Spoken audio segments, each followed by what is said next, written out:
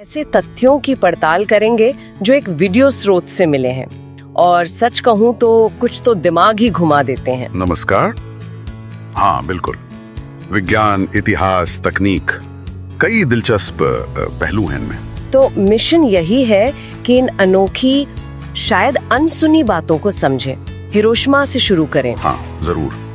Hiroshima वाले bomb में कहते हैं 50 किलो यूरेनियम था, लेकिन वीडियो में कहा गया कि तबाही असल में 1 किलो से भी कम से हुई। ये कैसे हो सकता है? 50 किलो का क्या हुआ? हाँ ये थोड़ा अजीब लगता है, पर होता यह है कि पहला धमाका इतना शक्तिशाली होता है कि वो बाकी यूरेनियम को पूरी तरह से चेन रिएक्शन पूरा होने से पहले ही बिखेर देता है। अच्छा, तो वो पूरा 50 किलो इस्तेमाल ही नहीं हो पाया? बिल्कुल, ये उस जमाने की तकनीक की एक सीमा थी। मतलब कम मात्रा भी भयानक थी पर पूरी क्षमता इस्तेमाल नहीं हुई। दिलचस्प है। बिल्कुल, ये यूरेनियम की अविश्वसनीय शक्ति दिखाता है। चलिए अब विज्ञान से थोड़ा हटके एक व्यक्ति की बात करते हैं, निकोला टेस्ला। मैंने पढ़ा कि उनका मानना था कि वो बिजली से 150 साल जी सकते हैं। हाँ, ये उनकी एक काफी चर्चित धारणा थी। वो मानते थे कि बिजली का शरीर पर कोई चिकित्सीय प्रभाव होता है। सच में? क्या वो प्रयोग करते थे खुद पर? कुछ अफवाहें तो यही कहती हैं कि वो गुप्त रूप से खुद को बिजली के झटके देते थे, पर देखिए उनकी मृत्यु तो 86 साल में हुई। तो कम से कम उनके अपने केस में तो ये थ्योरी काम नहीं आई। हाँ कह सकते हैं। अच्छा, अब जरा ब्रह्मांड की ओर चलें। वॉर्म होल की बात, स्रोत इन्हें स्पेस टाइम में शॉर्टकट बताता है, आइंस्टाइन रोजन ब्रिज। हाँ बिल्कुल, इसको समझने का सबसे आसान तरीका वो कागज वाला उदाहरण है। हाँ वो मैंने सुना है, जैसे कागज को मोड़ दो। बिल्कुल, कागज पर 2 दूर के बिंदु हैं, कागज मोड़ा और एक छेद से उन्हें तुरंत जोड़ दिया।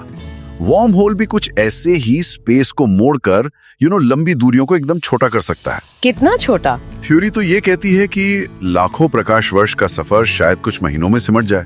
अरे वाह, ये तो कमाल है। क्या वैज्ञानिक इन्हें ढूंढ रहे हैं? उम्मीद तो यही है कि भविष्य में इन्हें खोजा जा सकेगा या शायद बनाया भी जा सके, पर अभी यह सब थ्योरी ही है। तकनीक की दुनिया में भी ऐसी अजीब चीजें होती हैं, जैसे वो बिटकॉइन वाले सतोशी नाकामोटो का नाम। हाँ, बोला संयोग तो बड़ा मजेदार है। स्रोत में जिक्र है कि कुछ बड़ी कंपनियां हैं, सैमसंग, तोशिबा, नाकामिची और मोटोरोला। हाँ, जानी मानी कंपनियां हैं। तो उनके नाम के पहले कुछ अक्षर लें, सैमसंग, तोशिबा, नाकामिची, मोटोरोला, तो क्या बनता है? अरे सतोशी नाकामोटो, ये तो वाकई अजीब है ना? बस एक दिमागी कसरत जैसा, एक विचित्र संयोग। सच में।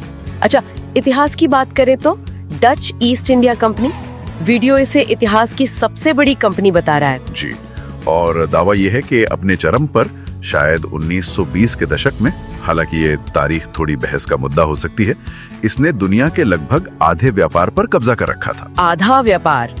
कितना मूल्यांकन था इसका? अनुमानित तौर पर आज के हिसाब से देखें तो करीब $8 ट्रिलियन। 8 ट्रिलियन? ये तो एप्पल जैसे आज की कंपनियों से भी बहुत ज्यादा हुआ। हाँ, कई गुना ज्यादा।